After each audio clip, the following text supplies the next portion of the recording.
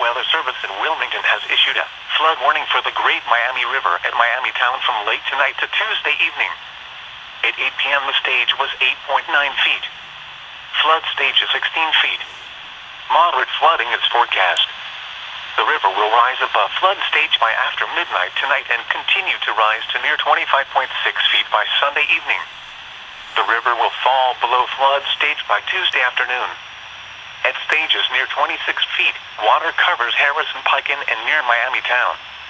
This affects several businesses east of the bridge over the Great Miami in Miami Town, including the Miami Town Lounge, Miami Town Motors and Riverfront West Sports Complex.